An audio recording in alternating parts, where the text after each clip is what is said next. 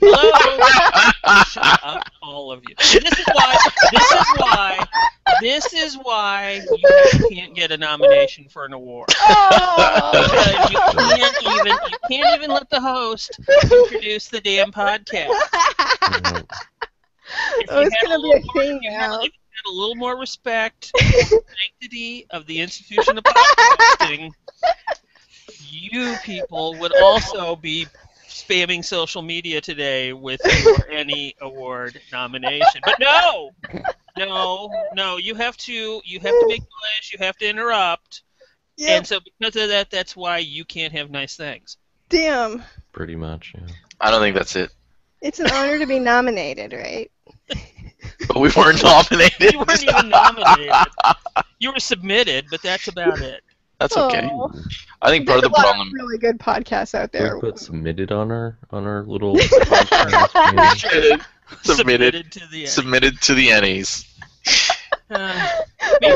Maybe we should just start saying that we're an Emmy Award nominated podcast, and that'll just muddy the waters enough that it'll. Spell it like E-M-M-I-E. Yeah. All right. So for those of you just now tuning in and wondering what the hell this is, Geeky Voices Carry, and with me, as usual, are David Rollins. Hello. Josh Thompson. Hey. And Stacy Dellorfano. Hello. All right, so we decided that we were going to talk about 5th edition. Why? Because we're gluttons for punishment. 5th edition what? I think we should talk about RuneQuest 5th edition. I never played it. Or hasn't there been a 5th edition of Warhammer? What's Warhammer up to? Aren't they? Isn't Warhammer up to like 23rd edition or something like that? I think the 40K is up to around 5th, but Fantasy is up to like 6th or 7th. Fantasy is a bit farther past that. Yeah. And I think 40K is up to 6 now. Is it up to 6th? 6th or 7th now, actually. I think I stopped playing in 5th. They really started to pump out the volumes pretty recently, like every 3 or so years. I think it's even faster every 2. So we made Stacy read the D&D basic rules for 5th edition. She's still reading them. She read a few pages. This is more rule reading than she's probably done for our last 3 campaigns. Together. I read the Rifts. It's just the parts pertaining to dragons, but I read the Rifts rules. That's good. That's all you needed. Awesome. All right, so first impressions. What do we think about the what we know about the D&D 5th edition? David. My first impressions. Well, my first impressions are based on a playthrough of the rules that I played with Kyle Chenier. We did the Mines of Fandel or something, or I don't know, whatever the starter adventure is. And it's a pretty good game. The combats are nice and fast, which I like. When I'd heard about 4th edition, how every combat took 1 hour. When you'd heard what? Yeah, about the edition that will not be named. I was just trying to get you to say about again, and you did. Really? Yep. About it? About it? I'm sorry. I forgot to speak in American. Anyways, when I heard of how in 4th edition combat takes an hour, that just sounded excruciating to me. And yeah, it's just quick and painless, lots of flexibility. The advantage and disadvantage mechanic is a nice way of just working with the situation. Well, and it adds a nice bit of kind of probability to an otherwise flat D20 roll. Yeah, exactly, which is fun. I don't know. We had a blast. There was all kinds of crazy improv and weird tactics that went on. Good role play, crazy, insane role play. It was fun. I don't know. Maybe it was just the group I was with who were a good bunch. But yeah, so far it feels like D&D. You know, there's some stuff in there that was a little bit weird. Like I was playing a cleric, and clerics have cantrips now that they can just use all the time, constantly, like the at-will powers from the last edition. And so I never used my mace, like, even once. I just kept blasting things. I kept smiting them with holy fire constantly. Did you have fun doing that? Oh, I know. I had fun. No, instead of playing, it's changed things, right? A cleric used to be a holy warrior who had support spells. That was kind of infused with godly power. Now, a cleric is a conduit of holy wrath, which is still fun, but different. Different flavor of fun. Different flavor of fun. What's that? Sounds like what Corbin was. Corbin was just a lot of attitude. Corbin was just a dick. Yes. All right, Stacy. I know you have some opinions. No, I don't. No, I don't really care. Nobody's gonna play this. I don't know. It's like McDonald's to me, or Nickelback. It was. Nickel. Are we gonna start talking about Phil Fish? But it was just it's bland. It takes too long to explain things in the beginning. I think it was like 7 or 8 pages to explain character generation. There weren't really any charts, well, there were a few, but not a whole lot going on there to keep you interested. And it just seemed like there was a lot of extra wordage there that did not need to be there. But people remind me that it's geared towards 14-year-olds who are starting gaming for the first time ever, and they probably need all of that stuff. So it's kind of like, I just feel like it's not my game anymore. Really? Yeah. Do you actually need to read it all? Because I don't think you do. Well, that's where I got into trouble, though. You don't. Well, you did? How? Why? Because I'd be reading it, and I'd be like, yeah, this is the same as before, this is the same as before. And I'd start skimming, looking for things that were different, and I would miss the stuff that was different. So. Because they had it embedded in the other stuff. Yes, exactly. I think they need a. So, here's what's different. Well, that'd be nice. Really It's like a a Cole's document that, here are the differences. I'll send an email. Do you have Cole's notes in America? I Do you know what I'm like saying? Cliff's notes. We call them Cliff Notes. Yeah. Oh, okay. We invented that. Spark Notes, or there's a few different brands. Notes. Anyways. Cool. Copying off your person at the desk next to you. Notes. That's probably easier. Yeah.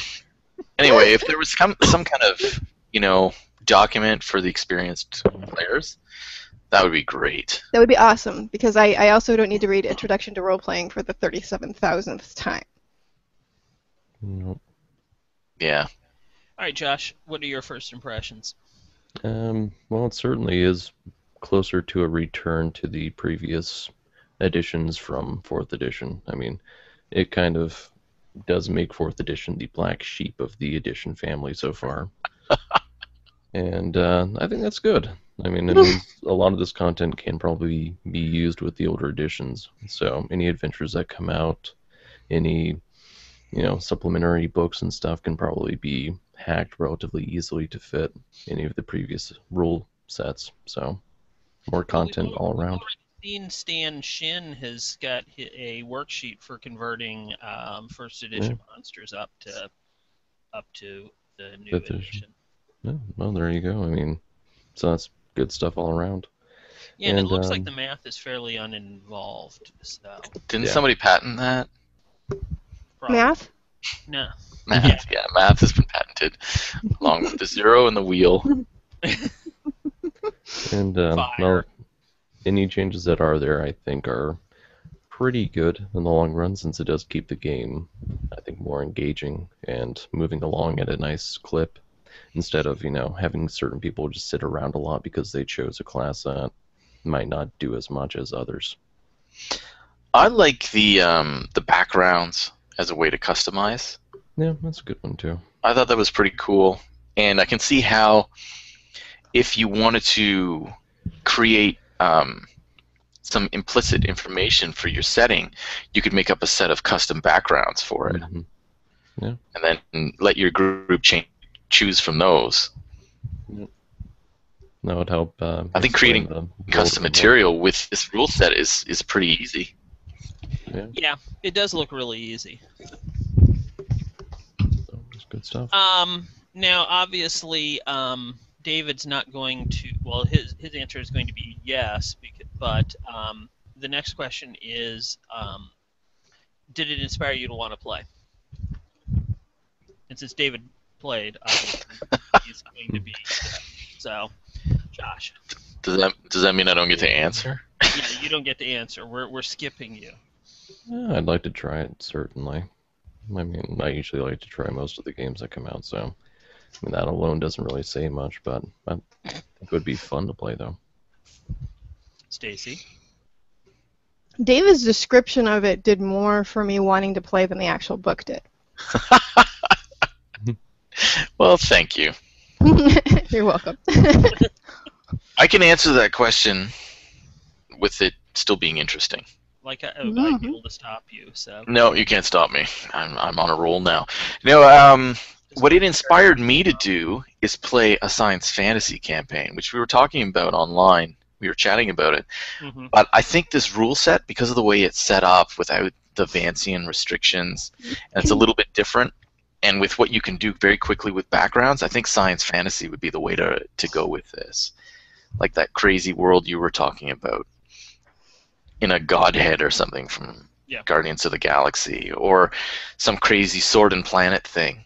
You know, you could quickly do Barsoom with this in like minutes.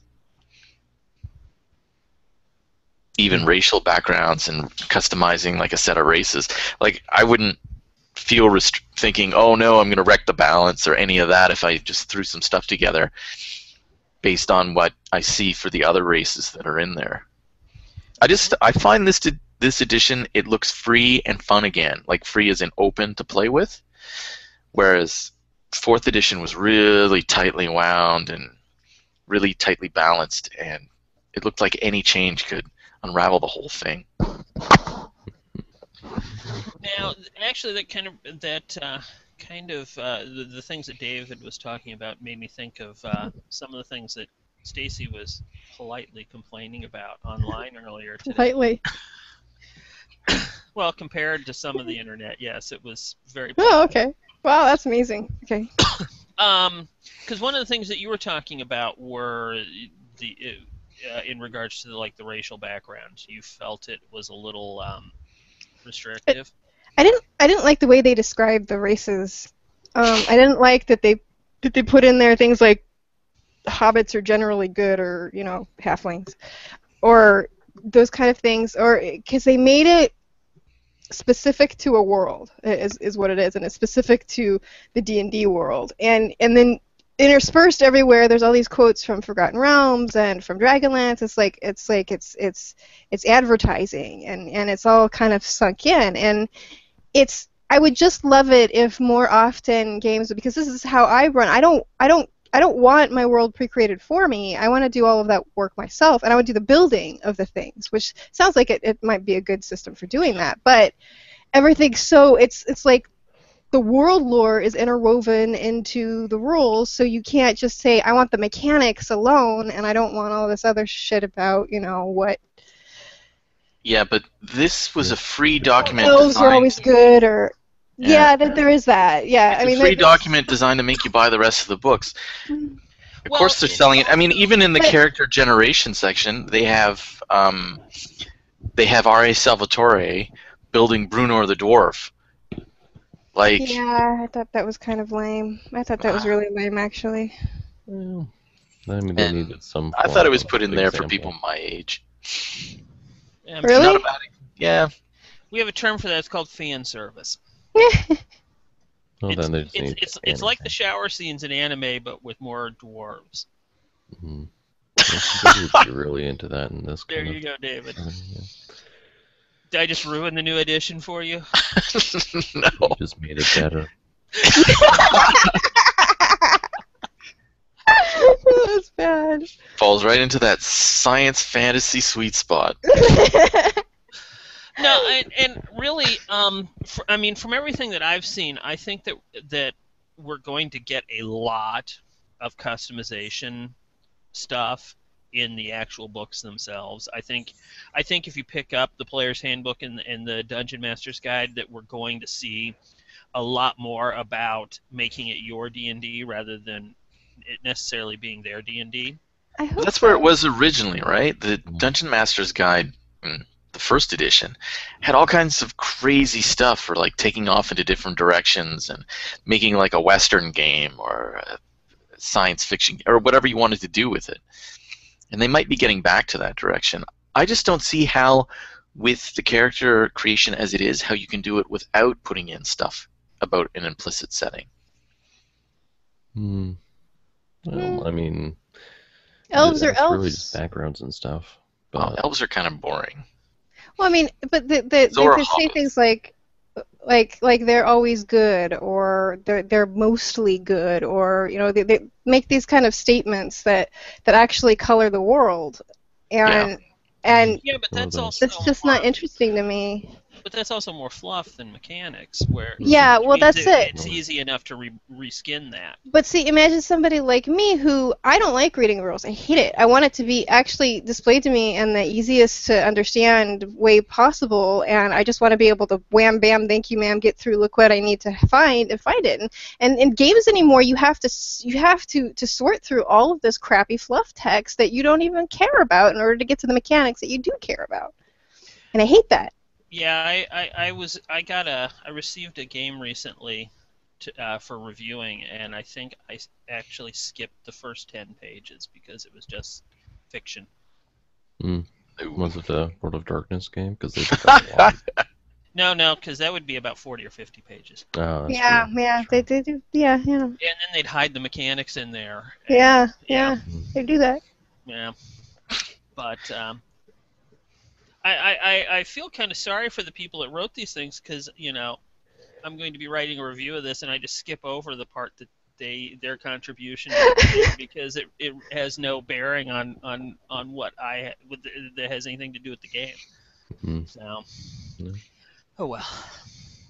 But yeah, I mean, that's the thing. I think putting that stuff in, the little fictional interludes that they have makes it easier to get rid of that crap if you don't want it in your own game. Hmm. Now, what don't you like? What don't you like about 5th edition thus far? Other than the consultants. Which we Come won't on, you touch knew on. we had to do a reference at least. David, what don't you like about 5th edition? What don't I like about it? It feels unfinished so far, but that's because it is. And there wasn't really much in the way of art. Well, there's not going to be. That's what you get for free. I find it irritating reading 2 columns on my computer on a PDF. You're as bad as Stacy, and I think Well- you It's took true. her bitch away from her. Yeah, well, But- it's an important one. That pisses me off. Every game does it. Yeah, but how many, how many photos of printouts of the Basic Rules PDF have each of you seen in your streams over the last? I've seen a ton of them, but I'm not. So have going a to read it print that way. version and have a mobile version, or have a They do, though. digital medium version. They do. That's the thing. Well, They just have the same layout. Right. But I mean, and honestly, I think that's that answers your question right there. Why does it have a print layout? It's because, well, gamers are gamers, and they're just going to print it out rather than try to read it on their mobile device. Oh, I didn't It's question it. I really just fine. find it irritating. Irritating. That I was don't know, more and towards more Stacy, 'cause I know people- Stacy's more irritated by it than you are. It's just another in a long line of them, and you'd think that WotC would do a little better, or at least think about that. I mean, there's no thought even put into that. Yeah, Well- and I found it really difficult to navigate this. Like, when I was flipping back and forth to create a character, it was pretty annoying. Hmm. Hot links would have been nice. There weren't any hot links? I didn't even look for that. No. Oh, no hot links. There was no table of Wow. contents either. I was just like, really? Yeah, I Wow. think at the very least the table of contents. Even I mean, once you're up to like 100 pages, I think at least a table of contents is. Yeah. So the functionality of it was weak, but I think they're adding more stuff to it as time goes by. So that might be part of the reason it's not really finished. But for the most part, like as far as the content goes, I didn't really have a problem with it. I didn't mind the fluff. I like the little nods to the past. I enjoyed playing in Dragonlance and the Forgotten Realms, so it didn't bother me all the little nods to that either. So You're wrong. Sorry. No, well, actually, I'm not sorry, but that's okay. Here's the thing. Okay. Here's something that I've talked about before.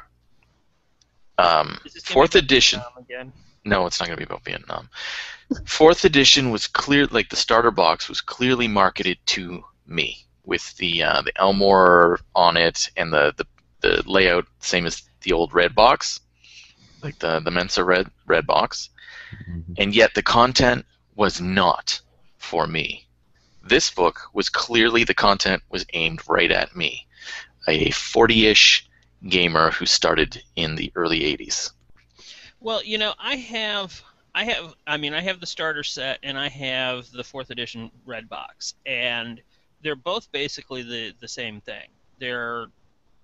Although I think that the new starter set does progress characters further, because I think the red box only went 3 levels. Third level. Yeah. And this one goes up to like 5. Ooh. So. Yeah. But and neither of them had character generation. They had minimal monsters. Although I think the 4th edition red box had maps, but and I don't know. I could take it down and like take a look at it. Yeah, I probably should have actually looked at it before this so I could compare the two, but that would have been research, and we don't do that around here. Nominated for any awards, so we just show up, talk about crap, and then turn the internet off, and so screw those people and their fancy production values in the recording studios. I would like the internet to know that I am not bitter, and none of this really bothers me. I'm not actually bitter either, because I did get a nomination for the blog. So say it one more time, Chris. Hey, I'm listed as one of the writers on that blog. Yeah, well, then you're nominated too. Yeah, technically, all of you are. Even though one of you, the one that's playing World of Warcraft, even as we speak, is the only one that's actually contributed. I'm reading the PDF on the tablet. 'Cause I'm trying to find out where the experience leveling is, and I can't find it. Oh, I like the leveling. Really? I love how it goes fast in first, second, and third level. Well, where's the leveling charts at? Because I can't find them. I don't know. I can't find it. I told you, I can't find anything in it.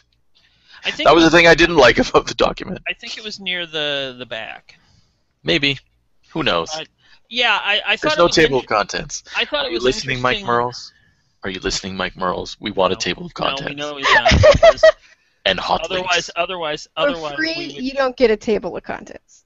Oh, come on. And no hot links. And no mobile version. Even Raji gives tables of contents and his free stuff. And he's trying to piss people off. I labor over the links and randomosity. What good feeling. I do. There. But yeah, I did think that the starter box was an interesting experience. I do think that it's because it is definitely a starter thing. It is not really intended like the old basic rule boxes or anything like that. It is, there is no character generation. There's I want to say 10 pages of monsters and humans and all the people that you might run into during the adventure. So I mean, it is really it's gear and the characters are pre-gens. they aren't bad pre-gens, and they do a fairly good job, I think, of showcasing the rules. But it is definitely not a. It is a starter, not a. Oh, what's the word I'm looking for? It's not really a. Self-contained game in itself. Well, no, I mean it's not really geared towards experienced gamers. Yeah, but it's a starter set. Well, I You understand. shouldn't expect that. It can be a starter set and still be geared towards experienced gamers. Because I put forward to quite frankly, we have reached the point in this hobby where the impact on mass media culture is nominal at best for role-playing games, and the odds of anyone being introduced to the starter set who isn't related to or the offspring of some already experienced gamer, that it's just so insignificant that it's, I don't know. And that's just something that bugs me. It's this whole the whole, oh, we there's all these people that we should be introducing to gaming, and they don't give a shit. They don't care. And this isn't even a very good product for those people, because the starter set still assumes that there's going to be somebody with some experience involved in the game, because they don't really do a great job of explaining, like, Dungeon Master. the job of a dungeon master. Hmm. They don't really go into a lot of detail about explaining running the adventure, other than sidebars here and there that go speak in funny voices. No, it doesn't actually Oh, say that. It see, and doesn't say that anywhere. I've heard that it was quite good. Well, that's because most of the people who are reading it are experienced gamers. Fair enough. Yeah. So, I mean, from my going through it, that was the one takeaway I took from the starter set, was it, for something that is geared towards an inexperienced audience, it really doesn't do a good job of meeting up with those expectations. Yeah, I don't know. I wasn't able to get the starter set living where I live, and even though I was in Toronto today, I didn't think to go and scour the. It only came out to the general audiences today. Oh, really? Or tomorrow. I think it's tomorrow, actually. Oh. I think tomorrow is actually the release of the. Yeah. Oh. Because I've been hearing about it being sold out everywhere. That was a limited release to, like, the stores that do the D&D encounters and stuff. Oh, I see. Yeah. That was a pre-release of the official release date isn't until tomorrow. Oh. All right. So, I don't care. I got my copy before. Yes, you're very important. Ooh. Yeah, so. But, I don't know, the dice were nice. That's one takeaway from the starter set. It does have a very nice set of dice. Oh, that's nice. Yeah, they didn't cheap on the dice. I would have liked to have seen a map or two in the box, like a nice color map, something you can lay out on the table and go, okay, this is where things are, rather than having to hold up a book and go, here's the map. A nice blue and white map. Yeah. Blue and white. Now we should come to the segment of our 5th edition discussion where we talk about baseless speculation. Since we have roughly like 190 pages of rules combined between the starter set and the basic PDF. So this is the part where we speculate without any real grounding in reality of what's going to happen in the 5th edition. I don't know what you mean. Okay. Go ahead, Josh. You can go first. Well, I haven't read the starter set stuff, but It's okay. It's baseless supposition, so it doesn't really matter. You don't have a grounding in reality. Well, then I'm just gonna take like maybe what we saw in the beta copies as part of what might come.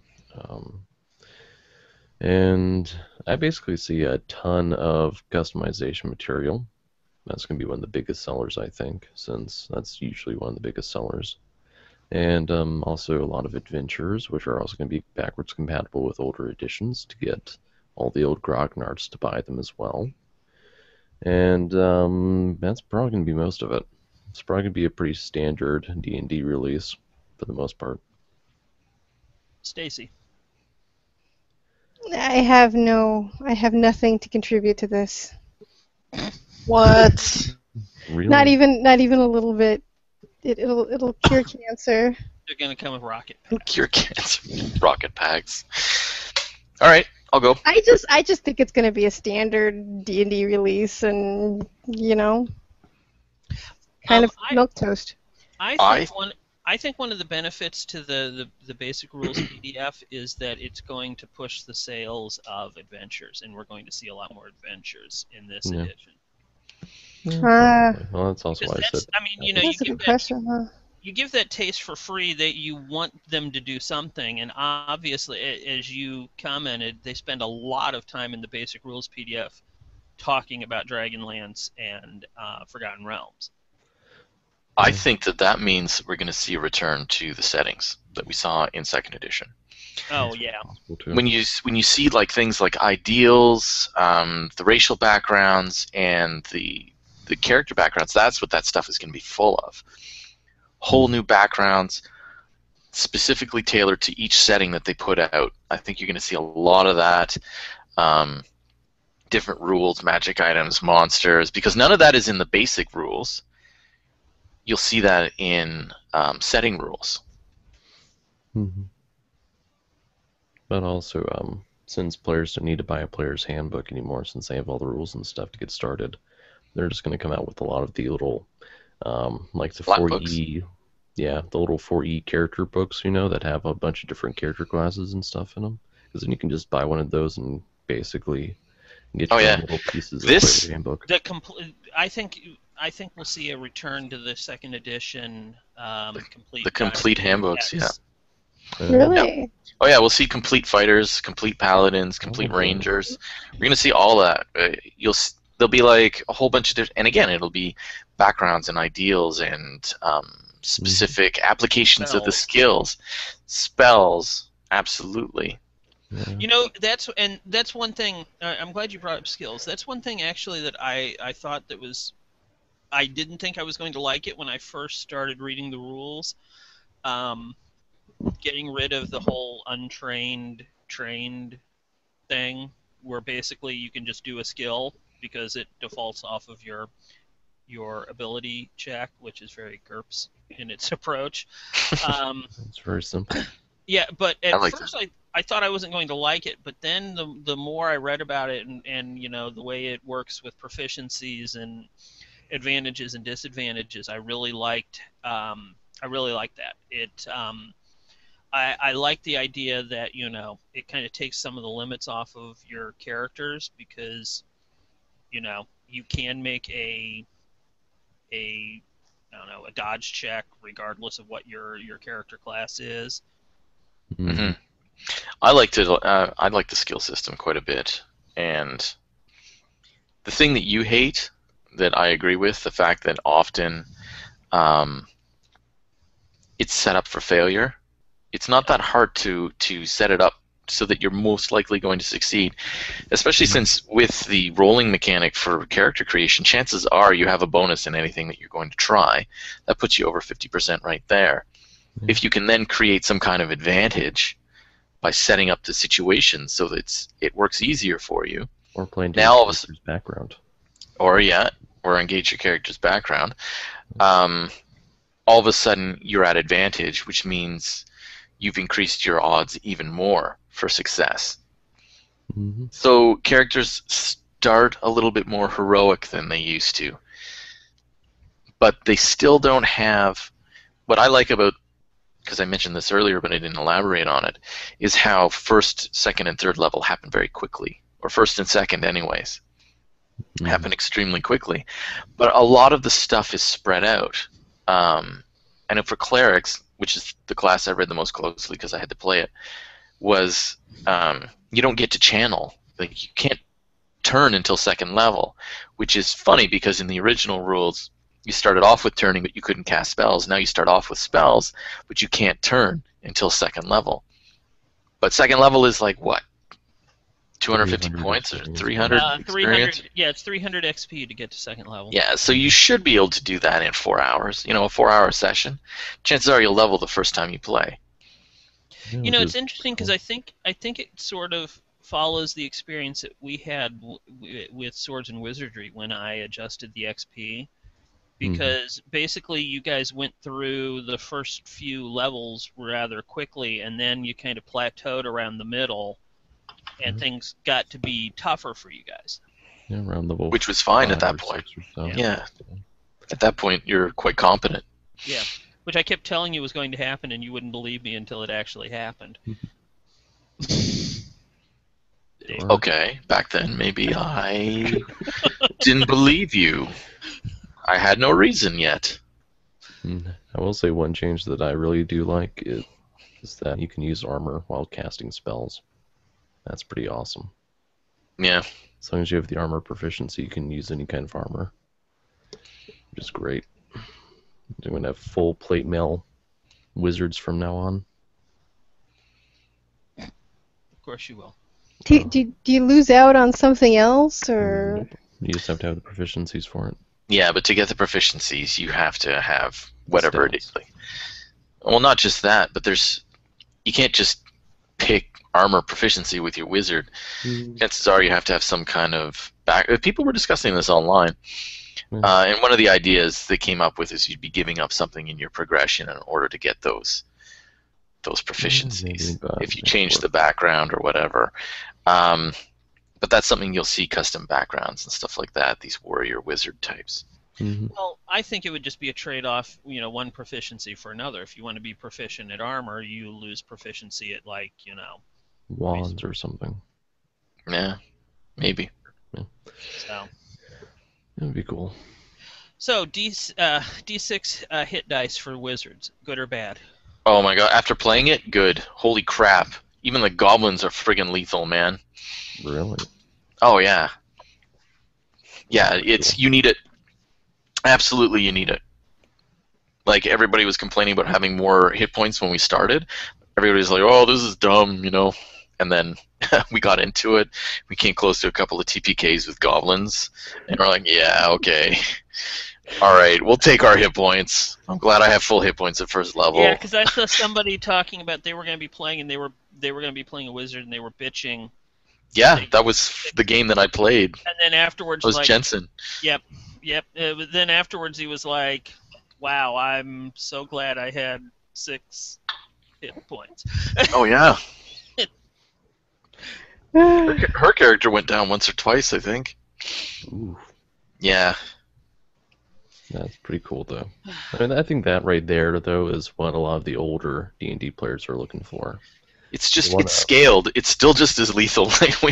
Man, it is plenty lethal. It's just scaled. Not lethal at all, unless you just really piled on the challenge rating or something. But yeah. No, it was designed to go a certain way every time you did it. Whereas, yeah, we easily could have gotten ourselves killed if we hadn't been That's awesome. crazy or gotten lucky in certain spots. Just done the right thing. Well, I think that right there is a major difference between third and fourth and fifth edition. Is it was a lot harder to kill characters in fourth edition. It's not hard anymore. It's going to be a rude awakening for a lot of people. Well, it's funny. I mean, because even with things like they still kept a lot of the little tricks from fourth edition to try to make. Oh yeah, like the healing surges and stuff like that. Yeah, absolutely. But it still means in the fight you can die. It just means that you can continue longer. It's just a different resource, having your hit dice for quick healing in a 1 hour rest. You can rest for an hour and kind of recharge your luck or whatever for the hit points so that you can go into another battle. But man, if you go down, you go down, and then you're rolling death saves, which I like. I think that's cool. The death save mechanic. Did you guys read that? I don't know if I got to that one. Oh, yeah. I'm familiar with it because we had so many characters go down, including mine. Once you're below 0 hit points, you're basically taken as at 0, and you have to start rolling Constitution saves.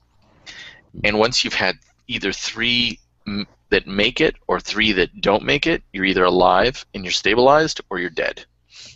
Wow. And it's 3 total. It's not consecutive. So whichever you hit first, that's it. Done. And I think clerics can get a cantrip to auto-stabilize someone. Absolutely, but you have to stop fighting to do that. Yeah. That's still kind of nice, though. Yeah. It doesn't do you a lot of good in the middle of a firefight.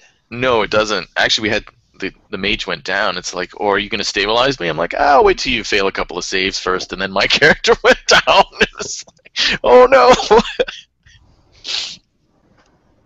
That's funny. All right, to wrap up the D&D 5e discussion, then overall, yay or nay? Oh, definitely. I'd love to play it. I'll happily play more of it. Probably going to buy the books. Ooh. Yeah. Or David, Josh? Yeah, I like it. I probably will look into buying the books as well, just because I think it'll actually do something. It's not 4E. Yeah. I'd like to develop some setting material for it, really. Stacy? I'd play it, but I'm Grinch, aren't you? I'd play it, but no, I'm not going to buy it. I'm not. This just doesn't. It doesn't. Watch this. We're gonna play, and she's gonna become the biggest 5th edition advocate ever. It's not going to happen. It's just I've outgrown it. I think it's a little weird. I'd play it though. I would be okay with playing it. I just wouldn't buy anything special for it. You don't need to, though. That's the beauty of it. Right. Exactly. Right? So here's the thing. We've got 2 people in the group that would buy the stuff and develop material for it, and we have another person that's happy to play it, and we'll have this document on their computer that they got for free to make it easier to do that. Bam. Right. You've got a group, no opposition. Pretty sure. Opposition. Why would there be opposition? Well, if you had Bessel doesn't like to switch games, so. Yeah. No. And yet we switch games every few months because we have awful gamer ADD. This one would be pretty easy to pick up since we played Swords and Wizardry, so. Yeah. Oh yeah. Yeah, I would. I'm definitely leaning towards the yay. I mean, like I've said, there's pluses and minuses to the stuff that's out so far. I'm going to withhold complete judgment until we get at least the player's handbook. But Dungeon Master's Guide, yeah. Well, the Dungeon Master's Guide, we're probably not going to get till what is it, October, November, later in the year, something yeah. like that. It doesn't matter. It's all hackable anyways. That's what I like about it. We've gotten back to a system that's simple enough. You can layer stuff on top of it or pick and choose. Yeah. Okay, so something cool. I know you never prepare, so Stacy, you go first. Oh, you're mean. Something cool. 5th edition. Oh, hey, I got a new iPad. That's cool. Oh, yeah. Look. Oh, that is It's cool. cool. Oh, that's your Air that you were talking about. Shiny. Yeah, see, look, it's shiny. It's like having a real book.